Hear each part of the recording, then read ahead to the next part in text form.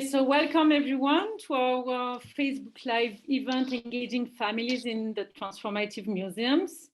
I'm Justine 𝐫𝐲𝐻, the Global Network Program Manager for Europe and the Middle East and North Africa at the International Coalition of Sites of Conscience. To the Facebook Live event, we present the conclusion of the Lilliput Plus project, which is a European project led by the multidisciplinary network Lilliput and the International Coalition of Sites of Conscience Europe. This is a project to pilot a new methodology for European historic museums and cultural centers to more effectively engage families in their programming.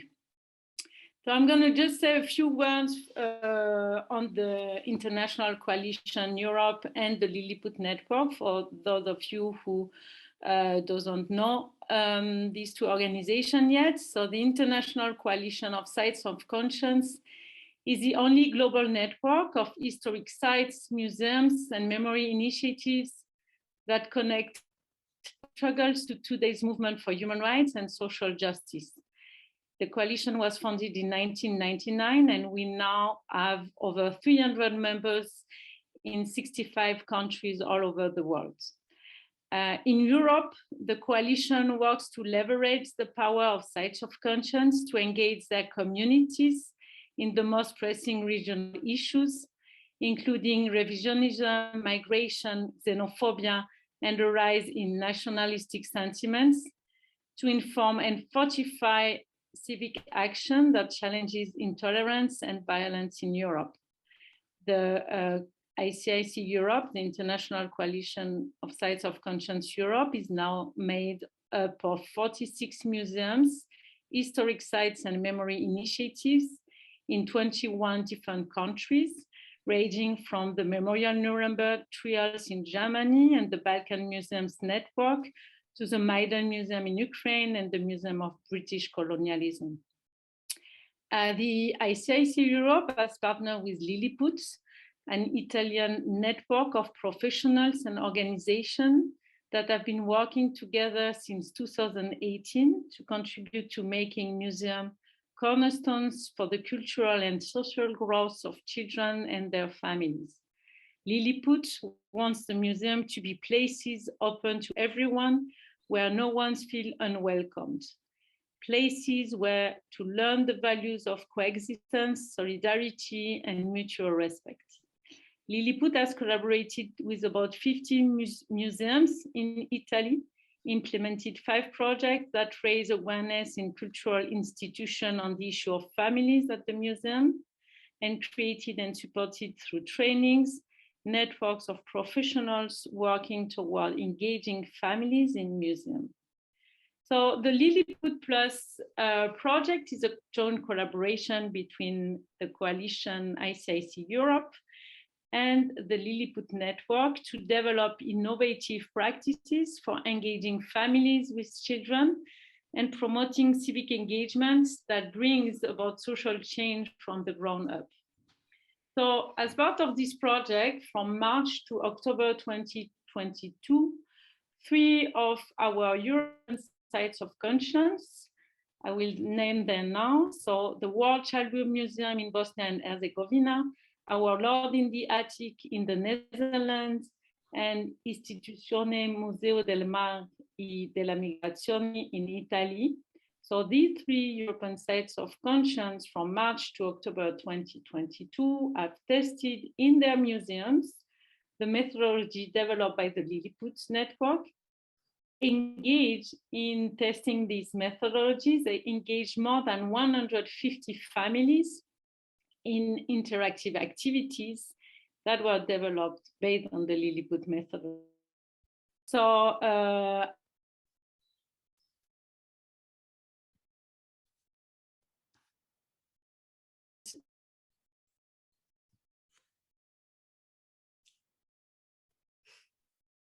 good afternoon, everyone. I think that Justine 𝐫𝐲𝐻 has problems with their connection. So I introduce myself. I'm Beatrice 𝐿 I'm a project manager of Lilliput Plus project, and I'm representing here the Lilliput network. So Justine was explaining what's the Lilliput Plus project has been. It has been a one-year collaboration between the network Lilliput and the IC Network Europe, which involved mainly 3 museums of 𝐲𝐸𝐶 network, which are here with us. We have the World Childhood Museum from Sarajevo, Nerima Zanica. We have Giovanna Rocchi from Galata Museum from Genova, from Italy. And we have Lout de Dubox from Amsterdam Museum, Our Lord in the Attic. We've been working together, and we, the 3 museums, each one in each city, involved totally, the 3 museums together, about 100 families who tested the Lilliput Plus methodology. So we work together to share this methodology. But maybe Justine is coming back. Okay, she's here. Yeah. I was talking about the project, Justine. So I'll give you the word. I just said 2 words about the Lilliput Plus project. So I give you the word. Yeah, my apologies. I'm based in Lebanon now, and I have quite a bad connection. Sorry for that. So I don't know where I was stopped. So I was explaining that our 3 European sites of conscience have been testing the Lilliput methodology. Beatrice will be presenting more in details the methodology in a few minutes, but for now I would like to introduce our 3 participant museums and who will be presenting briefly their museums and what they do. And later on, they will be sharing their experience using the methodology of Lilliput in their museums. So I would like to give the floor now to Giovanna Rocchi from the Istituzione Museo del Mare e della Migrazione in Italy. Sorry for my Italian, Giovanna. It's fine. So the floor is yours. Thank you, Giovanna. Thank you, Justine, and hi to everyone who's listening. I'm just giving a quick presentation about the Galata Maritime Museum. The story starts from Italian migration. Genoa has had a big part in the history of Italian migration, because in the 19th century, it was the first terminal of the great emigration from Italy. And in the 20th century, Genoa was one of the main destinations of our internal migration from the south to the north. Then, since to the 1970, Genoa has been one of the first landing places of foreign people arriving from many different parts of the world. So the port, the journey, the navigation are topics that were already addressed by the MUMA institution. That is an institution that gathers 4 museums, including the Galata Maritime Museum, that is the one that was involved in this Lilliput Plus project. That museum, that is a maritime museum, since 2011, had a section called MEM, that means Memory and Migration. And this section tells the story of Italian immigration by sea and the recent immigration to Italy. The exhibition has got 1,200 square meters of scenography, reconstruction, multimedia station, and many of those are interactive. And the itinerary is made like a journey. And we move through the path as if we would making a journey. The path is composed in two parts. The one is in the past, designed as a journey from the maritime station of Genoa through all the way on the ocean liner Città di Torino. Then we arrived in Argentina, in Brazil and US. And the section in the present that has a scenography and scenes that reminds to environment like cities, unsafe journey by sea, interior of houses, mixes to audio and video stories, testimonies from immigrant people and statistics. So in this section, testimonies from the past, like letters, photographs, diaries, documents, furniture, furnishing, are contextualized in an immersive environment. Multimedia and scenic deal together just to appeal the visitors' emotion and direct participation.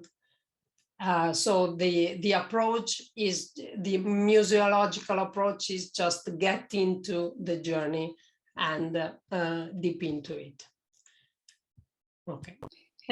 Thank you very much, Giovanna, for this great presentation. And I had the chance to visit your museum a few months ago, and the migration pass, and I really recommend people to visit you because it's a great exhibition. I will now give the floor to Merima Radzanica from the World Childhood Museum in Bosnia and Herzegovina to present her museum. Merima. Hi, hello, Justine. Hello, everyone who is watching this. So I will just tell you a bit about the World Childhood Museum and how it came to be. So the museum is quite young. It was open to the public in 2017 through its collection that now counts more than 5,000 personal items and personal memories from more than 16 different conflict and post-conflict zones in the world. It aims to present the experiences of those whose childhoods were or still are affected by armed conflict. So these items that are part of our collection are personal items of those who have saved them from their war childhoods or their childhoods affected by war. So by exhibiting personal items saved by these individuals from their war childhoods, together with the personal memories that are connected to them, the museum wants to present the multi-layeredness and the complexity of the experience of growing up during the war, while also it underlines the resilience, the strength, the hope that are also present even during such circumstances that are hard, such as armed conflicts are. So as a site of consciousness, our museum wants to actually include the perspective of children in a broader narrative about wars, allowing for their voices to be heard, because children are very often regarded as unreliant witnesses, those who do not remember, who do not recall certain events, and maybe they have forgotten them. So also that draws back to them not being regarded as those whose lives have been affected by it significantly, but they are.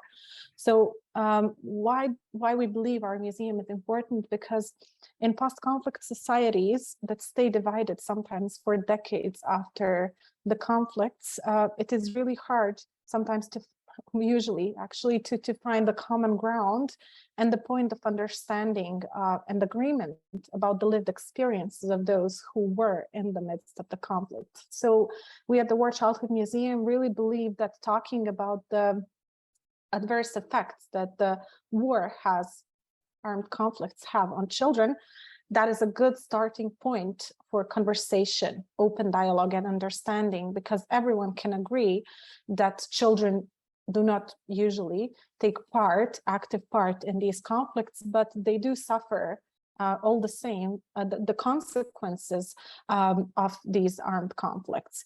So for the participants of our exhibition, for children and for youth who are left to deal with this big burden of the past they were not a part of, as well as for the visitors from throughout the world who come to our exhibition, the museum kind of becomes a safe space to engage in a transformative conversation about the conflicted past and also a place to learn from the mistakes of the past, all the while reimagining a safer future for all.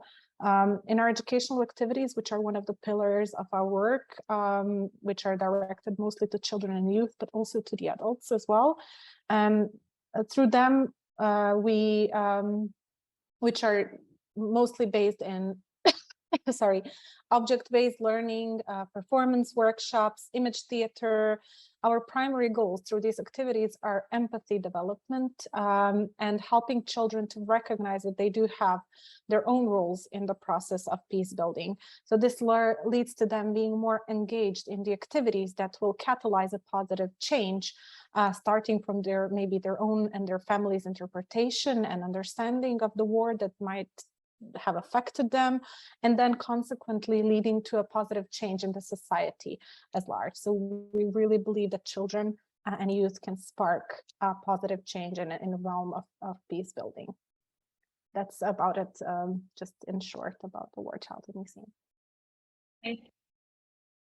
Thank you so much, Miriam. I'm sorry, I turned my camera off for connection issues. Thank you so much for presenting your so important and useful museum in post-conflict society. The work you are doing is really amazing. I will now give the floor to our last participant museum, who is our Lord in the Attic in the Netherlands. Loud, I give you the floor to present your museum. Thank you. Hi everyone, I'm Loud. I'm from Amsterdam and our Lord in the Attic Museum. This is a canal house from the 17th century and it's containing a hidden Catholic church on the top floor. This is from the period that Amsterdam became a Protestant city and Catholics weren't allowed to celebrate their faith or their masses in public, so they had to hide it in houses, and there were all hidden churches in Amsterdam, and this is a very special one, of course. From the outside it looks like a normal canal house, but when you enter our museum and climb all the stairs and walk through all the small rooms, you will reach the top floor with a big church. And it tells about life and religion in the 17th century, and it encourages you to think about religious freedom, because how free were the Catholics in the 17th century if they couldn't express their faith in public? Was it tolerant or not that tolerant? How free are you when you have to hide parts of your identity? And this is also the issue that that is central in our education programs.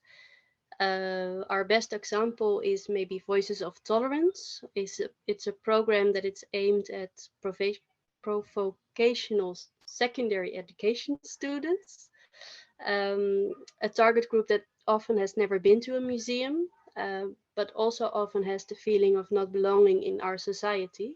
So very important group to talk about how do we deal with each other's differences, how can we be more tolerant to each other, and we use our heritage to discuss tolerance in our today's society, and the program aims to make young people aware of the fact that they are part of this diverse and democratic society in which their voice counts and in which they can also contribute to a better world, actually, and a more inclusive society.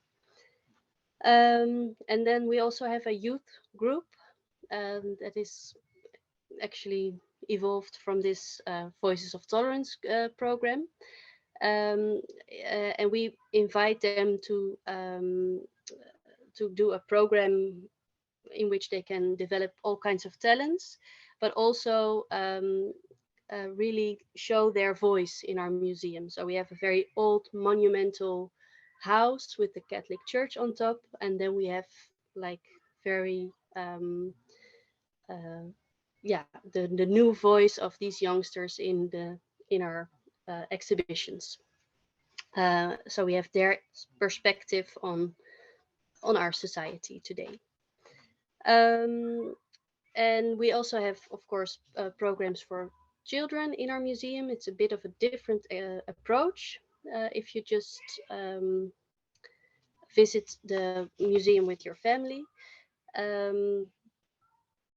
We have two programs now. One is a sort of a discovery tour, and one is the audio guides because in our museum there are no text signs or anything. It's just an experience, and you have the audio guides to get all the information about it. And there's a special one for children. That is it. Thank you very much, Laut, for presenting your very special museum, as you said, to address the topic of freedom of religion. Thank you to the three of us for this great presentation. I will now give the floor to Beatrice Saroziek. Sorry for the pronunciation, Beatrice. So Beatrice is the Lilliput project manager, and she will be introducing the Lilliput Plus methodology. She will be, after presenting the methodology, she will be asking Laut, Merima, and Giovanna to share the learning and main takeaways of the experience with the Lilliput methodology. So Beatrice, I give you the floor. Thank you very much, Justine, and thank you very much to Giovanna, Merima, and Laut. I want to start with the thanking, because it was really a pleasure to work together during this year and to meet you and to share and to learn something one from each other. I think it was a really inspiring collaboration. Lilliput methodology was born after 2 years of research with the families. We involved 100 families. As Justine told, we are a network of professionals and organizations of different fields. So we work together in a multidisciplinary way. And we've been involving and interrogating about 100 families on their experience in the museums, in 6 different museums of the Liguria region. And we collected inspiration and suggestions from what we've received from both from parents and children. The first important thing we discover is that the ones who most feel difficult in the museum context are the parents, who told us that they don't feel safe somehow. They feel in the museum in a place where they have to control the situation. They have to share knowledge about something that maybe they don't know with their children, and they feel that they need somehow a guide, somehow something to help them to have this a good experience in the museum context. So we collected also the point of view from children, and we asked them to tell us what they liked more in the museums, and we discovered a very interesting thing about what they are catched by. So the colors, the shapes, they like to invent stories looking at the shapes they see. They like to find undiscovered places. They like to relate a lot with the space. So we discovered that the space, something that we already knew, but the children told us very clearly that the space of the museums is very important for the experience that the family has in the museum.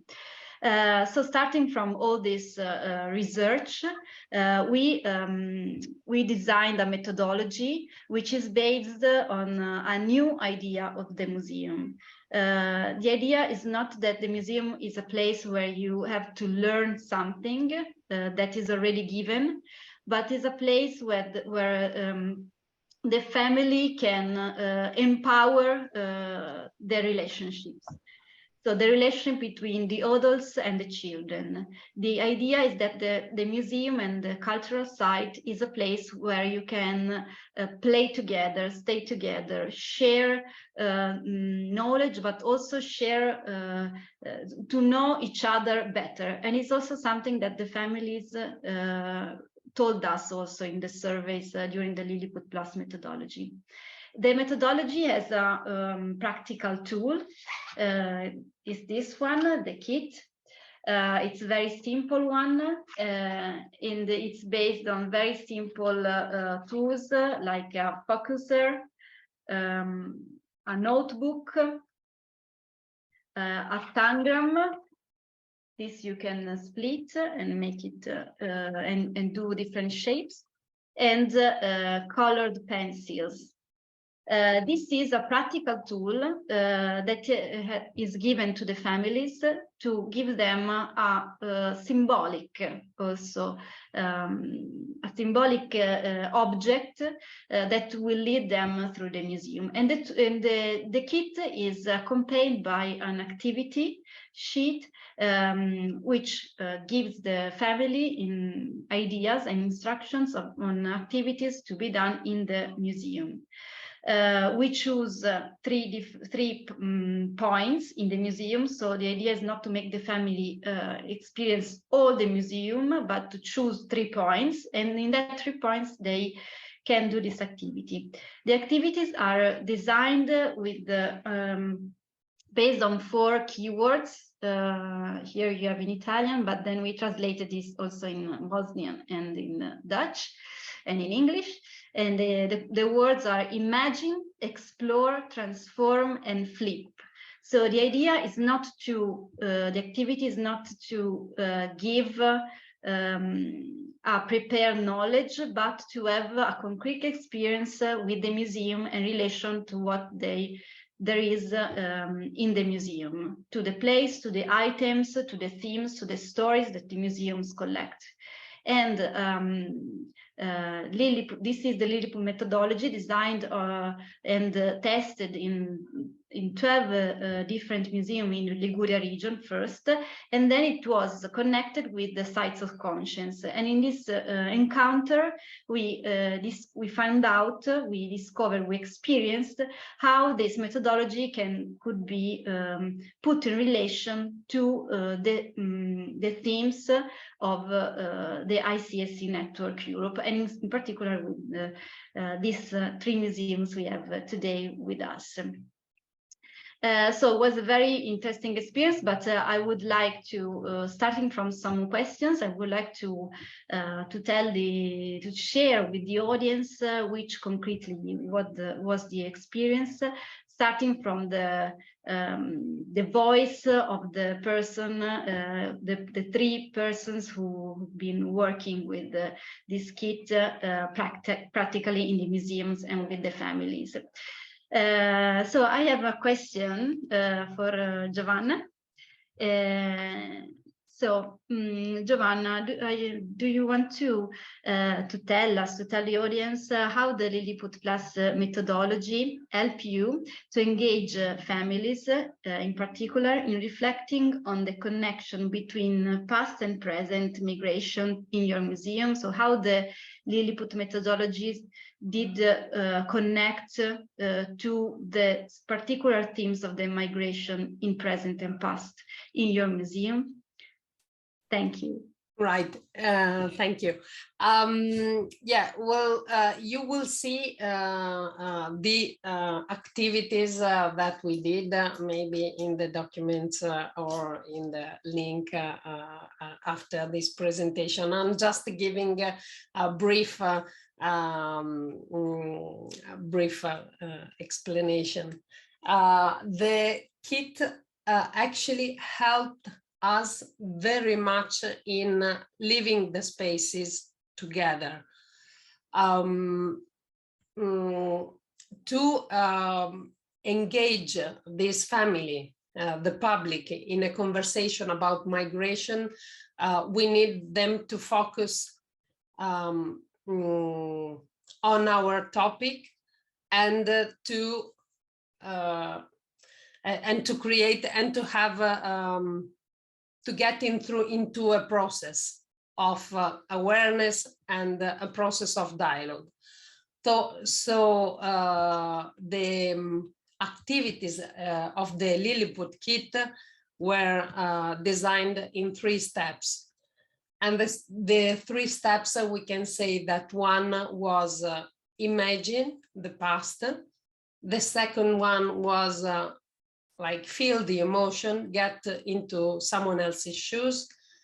And the third one was relate with nowadays and outside.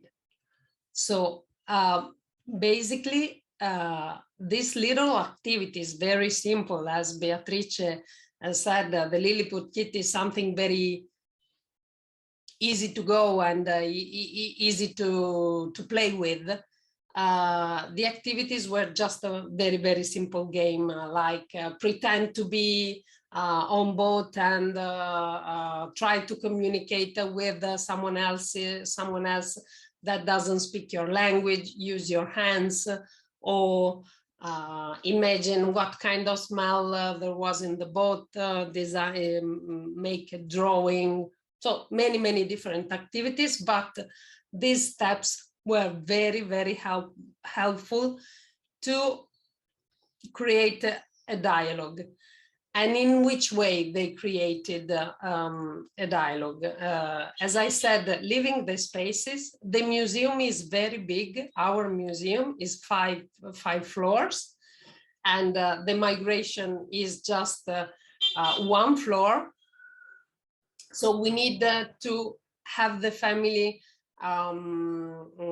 committed into something together, not just to hang around and look what there is in the museum, but to do something and to participate. So getting involved in the activity. Then another thing that was very helpful was to make work the adults and the little one and the children.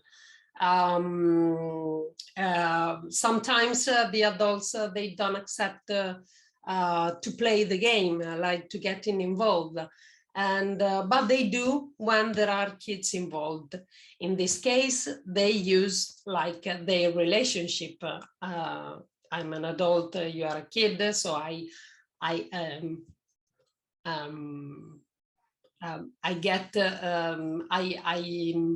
explain you the things, I read you the activities, and I explain what we are getting through. And so they take risks in some way, they take responsibilities, and suddenly they get engaged. And so this chemical connection starts when they are actually doing things together. And then the Lilliput kit help also because of the steps, not because it's one activities, but because of 3 steps. And so that was actually a process, step 1, step 2, step 3. And they get to understand migration, like how was it in the past, feel the emotion, and then they start to think, okay, maybe just people and countries have changed, but like dreams, desires of those who migrate are still the same. And then so what helped was the relation, the process, and the affective and cognitive dimension working together. So there was a lot of things involved in this little kit. I hope it I gave. Thank you, Giovanna. There's a lot to say, but yeah, I'm trying to imagine. Yeah, I can imagine. I know that there is a lot to say. We shared a lot during this year, and it's difficult to choose what to say. Yeah, exactly. Trying to synthesize, I think that in your particular case, you focus a lot on empathy and how to develop empathy towards the migrants. So how to connect the migrant stories to our personal stories, even if maybe somebody has never been traveling, but how is this stories related to the story of everyone? So it is something that is about your museums, your museum in particular, but also about the activities that you chose to propose with the kids, I think. And another interesting thing is the one about leadership, that maybe what you told us about your experience with the kid is that you saw this change of leadership. So sometimes it's the adult, the leader of the group, but sometimes it's the child, the leader of the group. And so this is also something interesting about the relationship inside the family, and how the museum can be a place where you can experiment also this change of leadership for a while, no? To play with it somehow, to play with the leadership. Nice, very interesting. Thank you. Right, thank you. Okay, I have also, I saw that there is a question from the audience on Facebook. We will collect the questions and we will answer at the end, but I want to answer to this question now because it's something that I didn't tell. The question is asking if we collected feedbacks from the families. Yes, we did. This 100 families that we involved answered survey. So they knew that they were testing a tool. So they were involved and they were asked to then fill in a survey to tell us how it went. We asked some specific questions, and we also collected open reflections that they wanted to share with us. So yes, and we will publish this information on our Lilliput website. So if you want to see all the results of the survey, they will be available on our website. I have a question for Merima Lazanitsa. There were childhood museum displays personal stories, as you said, and also personal items related to the war.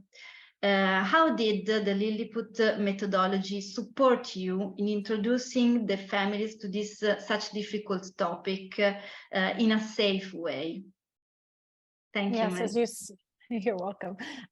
So as you've said, we deal with a very sensitive topic, which is sensitive even for the adults and for the children even more, regardless of if they had the war childhood experience or if they hadn't. Everyone can be affected in a bad way if not exposed very sensibly and with a great care to these stories and personal items, some of these stories and personal items.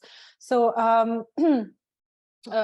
these items can give rise to a number of different emotions when you read these stories and see these items, and these emotions can then trigger different reactions in individual visitors. So also what it's very important to take notice of is that our museum itself is located in a post-conflict society, and a significant number of children and youth who take part in our educational activities or come to visit our exhibition are also parts of family members of families who have been affected by armed conflict that happened here. So this entails sometimes even secondary traumatization for the children in question. So we have to be very careful. But this also is of course true for any children that take part in our educational activities. We always do it with a great care, and we have a number of policies and safeguarding steps that we take in order to safely introduce this topic to them. So these are, of course, things that shape any of our educational activities. So it was true also for this testing of Lilliput methodology when we did it. The methodology that Lilliput introduced has allowed us to highlight, for example, some of the more positive layers of the memories that are presented or of the items that are presented by focusing differently on the object in question or on the story in question, sometimes using the focuser, but sometimes using a question that asks you to reimagine a story, for example. So if the story in question has some aspects in it that are complex or sad, you can kind of use the focuser to focus on some aspect of the object itself and not the story in question, and to try connect the person to the object first, or the child or the adult. Or if the story in question tells about the lack of food, for example, and it's a story of this girl from England who sent a care package through humanitarian aid during the war to a girl growing up of similar age, growing up in Bosnia and Herzegovina during the conflict. Then you can focus on, and also she included a letter in it. But the girl from Bosnia and Herzegovina could never write to her back because the letter didn't have the full address. So you can reverse the focus of the activity that the child does to kind of not focus on the fact food was lacking, but let's focus on this fact that somebody kilometers, thousands of kilometers away, was thinking about this child, and it was his or her peer, which is even another layer of importance for children, that their peers understand and see them and they feel validated by them. So then we focus the activity about that object, particular step in our Lilliput path, about this solidarity that happened even if the two girls were kilometers away. So we gave, for example, one of the steps, one of the assignments connected to this particular step in the Lilliput path was to write a response, instead of to imagine that you are Layla, this girl from Bosnia and Herzegovina, and that you received this letter from Astrid from England, and then to write her a letter of response. What would you write to Astrid if you just received this care package and this letter? So the methodology really allowed us in different ways to kind of shift the focus of what is a more to shift focus to resilience, to strength, to solidarity in some of the cases for the younger children, and to kind of underline the importance of these things that do happen during the armed conflict. It's not just, we always want to present children as more than just victims. We want to show their strength and resilience and their power as well. So this is what also what Lilliput also allowed us to do. The kit also allowed us to create a multilateral interaction between the museum exhibits and space and children and their parents in every way possible. Because of the diverse approaches in Lilliput methodology, some of the activities focused on a more broad aspect of the item or memory. So we kind of took a step backwards and saw like the shape of the object, and we try to mimic the object, to become the object itself. So it brings us really, really close to this object in this place, so we will care more about it. And then it allowed us to kind of not arouse emotion if the story in question was with the potential to arouse it. For the families from Bosnia and Herzegovina, and I've also said this in our live meeting, it was a bit different how they used the Lilliput kit as to the visitors from abroad, since a big part of our permanent exhibition is dedicated to presenting items and memories from Bosnia and Herzegovina for many of them, even the decision to visit the museum itself is very personal one. So taking this into account, there was a slight difference in how they perceived the kit and how they used it. Some of them, not all, they said to us that it was really great to have something that will kind of help them keep the children occupied and not notice if they're becoming too emotional or aroused by the contents of the museum.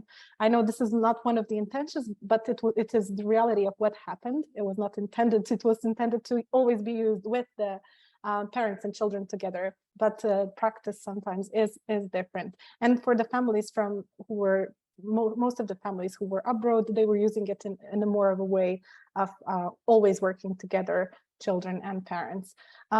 Other parents also conveyed to us that the visit with the kit to a museum allowed them to start conversations about their own war childhood with their children, because one of the activities from our Lilliput, actually it's not from our path, it's from the Taquino booklet.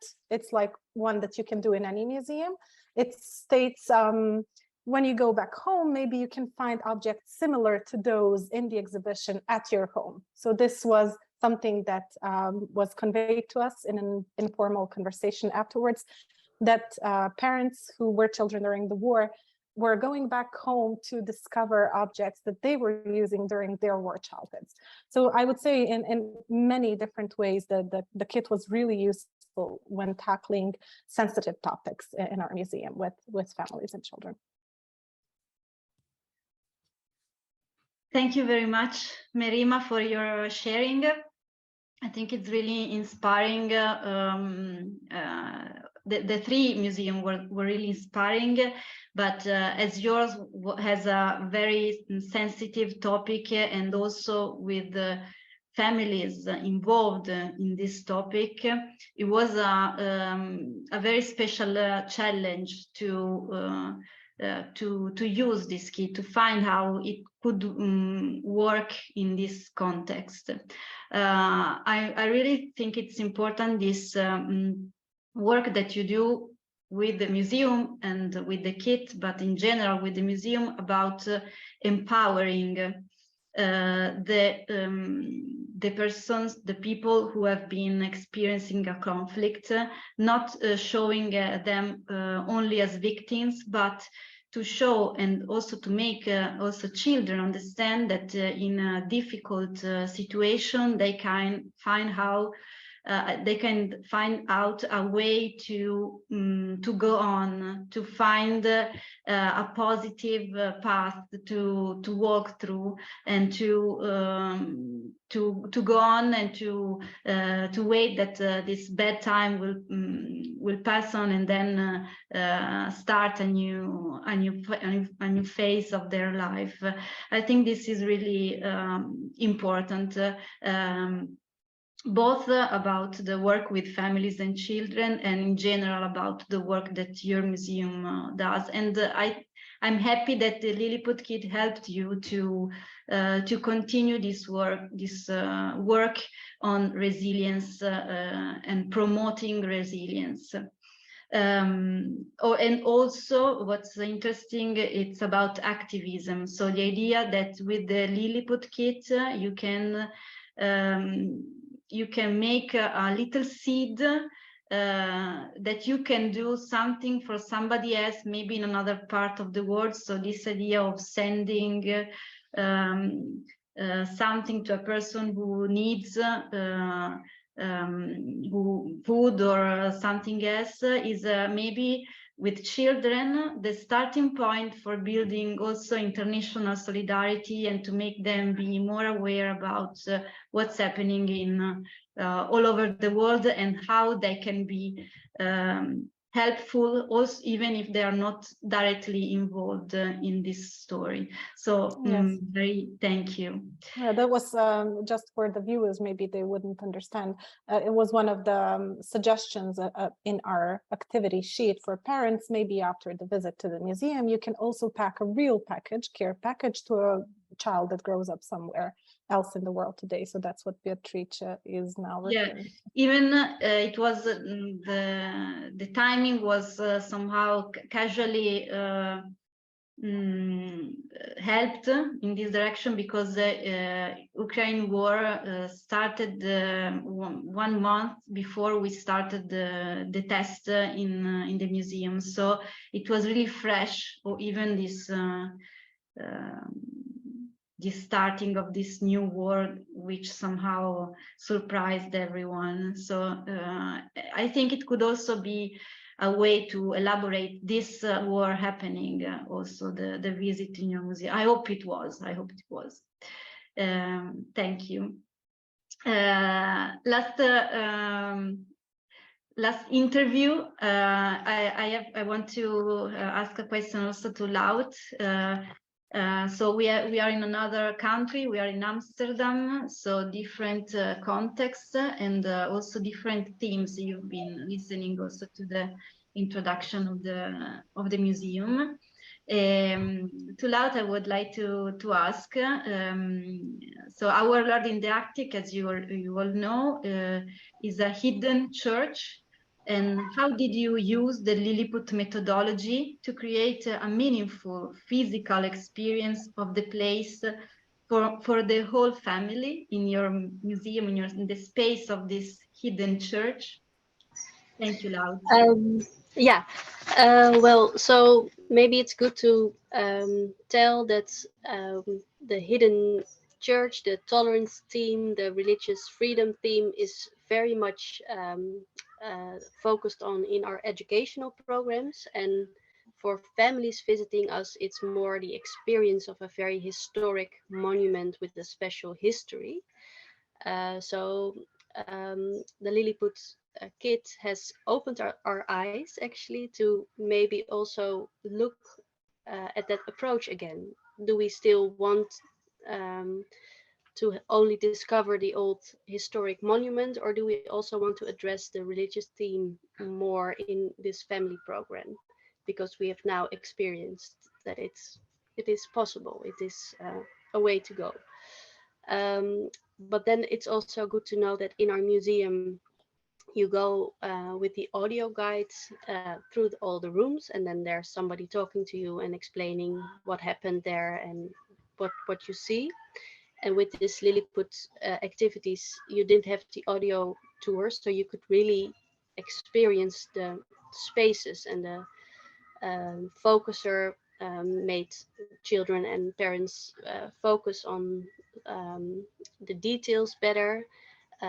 They were looking more specifically in the museum, and they were also stimulated to let their own imagination speak. So in a museum where a lot of visitors are maybe common to get information, they now had to make their own story or own imagination speak. So that was a very good learning point for us. What was it like to live here? There's a family coat of arms in the fireplace. What would our coat of arms look like? What is good for our family? What is special for our family? So the activities really helped to really enjoy the museum together. Normally we have parents listening to the audio guide for adults and children for the children. So now it was really combined and experiencing it together. And also we had very physical activities. So you had to use your whole body and make sounds.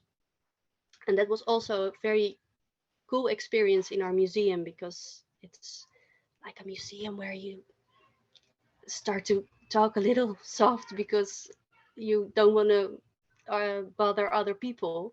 And now there were just families like acting and doing things, and it also made that other people were like, oh wow, oh, I didn't even notice, but they are doing something in the room with what I didn't see because the audio guide didn't tell me, but now I also experience it. So for us it was a very physical experience, with a lot of creativity, a lot of imagination, which really worked. And next year we will renew our family program, and we will definitely take all the experiences with us, because yeah, we are inspired. Nice. Thank you, Laud. I also remember that at one point you said, I want to test other activities. At one point we were about at the end of the testing, and maybe also Giovanna said, I want to test other activities. So I felt that maybe this experiment gave you some more ideas to do other more experiments in the museum. What I like of your of what you told is the idea of that was our aim at the beginning. So I'm happy about it. That to make the experience be lived together in the museum, so the family all together in the museum. And also, we want to promote another idea of museum, and a museum where also other different things can happen. And so what you were telling about is this change of atmosphere. So a museum in which you enter and you say, okay, what's happening? Something strange. The body are used in a different way, not in a usual way. The floor, we saw the pictures on the museum because you were asking children to draw or to use the tangram, and they were sitting on the floor doing this, and it's strange happening in the museum, and maybe the usual visitors come in and have a different experience. So a place which is really used by the people who go in, a place which is in which you can feel comfortable to sit on the floor. I think for the stereotypic idea of the museum, this is something that it's a good change, no? The idea that you can sit on the floor and draw in a family visit, not only when you go to school and somebody tells you, okay, now you can sit, and everybody's sitting. So I like this about this change of atmosphere in the museum. Is something that we would really like to work on in all the museums we have in Italy and in Europe. So I want to thank you, everybody. Thank you, all of you, for all your sharing. I hope it was inspiring, even for the audience from home. I don't know if there are some questions from the chat. I don't think so. No, there aren't. Okay. So now we want to discuss. I will just, sorry, Beatrice, I will just say a few words before launching the video. Yes. Because we're going to be launching now the video that will present the Lilliput Plus International Pass, and you will see families in each of the 3 museums testing the methodology. So I just before closing, I just would like to thank again Laud, Merima, and Giovanna for sharing the experience, and more importantly, for sharing the experience of the families that you engage to test the methodology. I just want to acknowledge also and thank you again for the hard work and dedication in this project, because the methodology was not specifically tailored for addressing contemporary human rights issues like freedom of religion, war, and discrimination against migrants that your museum are addressing. So it required important expertise and dedication from you to adapt it to your museum needs. So thank you again very much for all the hard work you put into this project.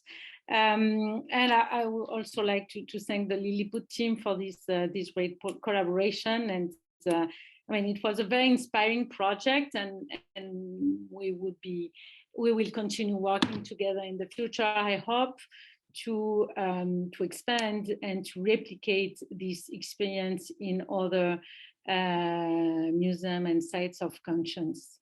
I think, Beatrice, if you don't have any other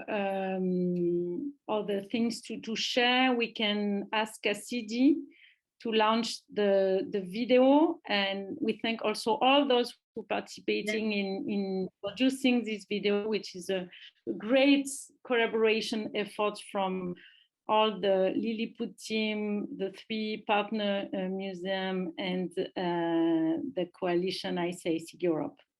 Thank you also to those who join us online, and the video, the recording of the Facebook Live will be available soon. Thank you again, and we can now watch the video together. Bye. Bye, everyone. Thank you. Bye. Thank you very much.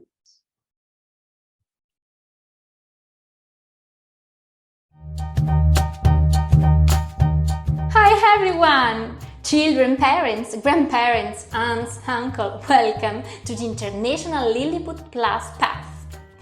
During the next minutes, we will travel to 3 European countries where 3 museums will walk us through a Lilliput Plus activity that you can do with your whole family in museums or at home. Who are these museums? Galata Maritime Museum in Genoa, Our Lord in the Attic in Amsterdam, and the World Childhood Museum in Sarajevo.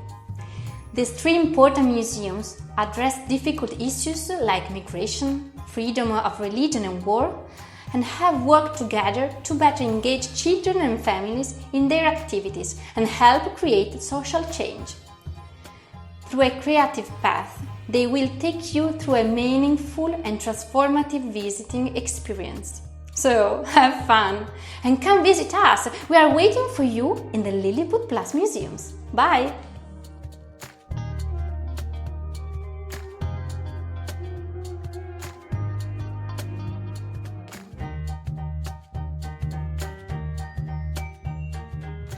Hi, welcome in Museum Our Lord in the Attic. 400 years ago, this canal house was the residence of the wealthy merchant Jan Hartman and his family. And for our Lilliput path, I want to show you this stately room. Jan Hartman received his guests here and wanted to impress them with this room. Look how chic it is here, with a gold ceiling and a marble floor. And there is something special going on. The room seems to be mirrored. Look at the ceiling and the floors, at the doors and the fireplace with the cupboards on both sides. This is called symmetry. At that time, people thought it was wonderful. Mirror this. Pretend as if you're a part of the room and face each other, each on one side of the room. Now, make all kinds of movements and imitate each other so that it looks like if you're looking in the mirror. You can even try this at home. For example, make one side of a ladybird with your Lego or toy blocks and let somebody else mirror this on the other side. If you look around you, you will notice symmetry is everywhere around us. An image that is the same on both sides makes us feel calm. Look around you. What can you find in your own home that is symmetrical? And go outside. Look at the trees and their leaves. Nature loves symmetry as much as Jan Hartman did all these years ago.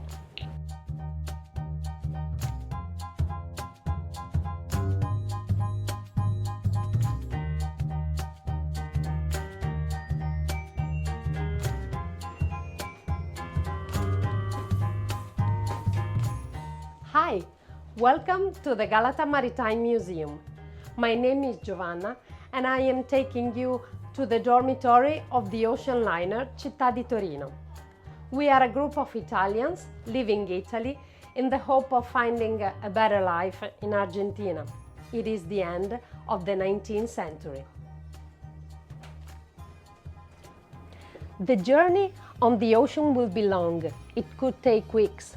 Some people coming from the mountain have never seen a boat in their life before, or even the sea. Can you imagine if they were scared, excited, or both?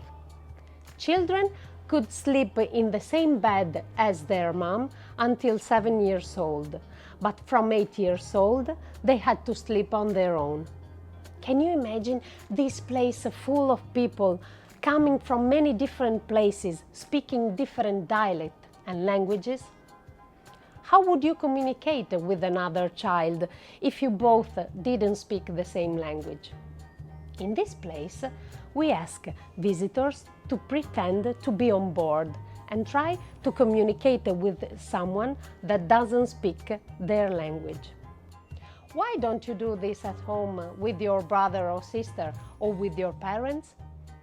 You could mimic or draw something in the air with your hands.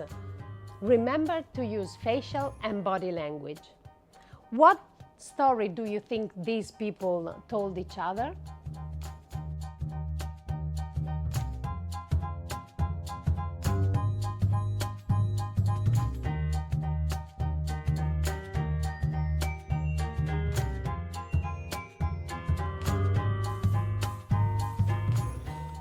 Hello everyone, my name is Marima and I'm here at the World Childhood Museum in Sarajevo, Bosnia and Herzegovina.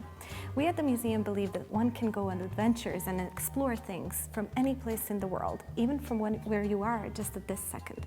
Let's discover one of the stories from our exhibition. I'm sure most of you have played Legos. And when I say this, I mean the adults as well as the children. It can be great to imagine and construct buildings, cars, trees, and even spaceships with these great colorful bricks. Even during wars, some children, like Boris, who donated his Lego house from his war childhood to us, they use Legos to construct and imagine new worlds where them and their families are safe and free. This is what Boris told us about his Lego house, which he saved. The world we imagined. Shelling meant spending time in either the basement, the hallway, the stairwell, or underneath the table in the dining room, which gave us a full sense of security. During shellings, I would be with my older sister Ivana. We would play and sing together, be scared together, share the good moments and the bad together. We had some old toy bricks and a few toy cars, as well as these Lego bricks and foreign game pieces from a Ludo board game.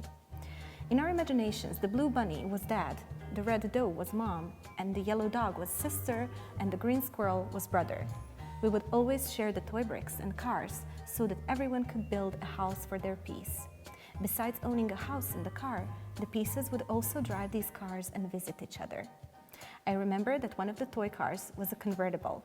Brother would always drive the convertible, visiting the family home together with his sister. They would drive around town and go anywhere and everywhere they wanted. Within that game, we had a world of our own, a beautiful world. We called the game Figurines. Boris, born in 1986, told us this story. Now let's all take our special binoculars and let's zoom in on Boris's Lego house. These binoculars are special because they can help us discover and recognize some of the emotions that Boris and his sister felt while they were hiding under the table and creating imaginary worlds where they feel safe with their families.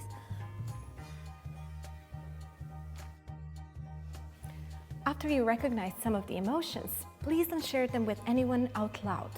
Instead, use your face and your body to recreate the emotion, to act it out to the rest of your group. You can take turns and recognize many of the emotions that Boris and his sister felt while creating this Lego house. After that, you can recreate the Lego house and all of the figurines using nothing but your body and your face.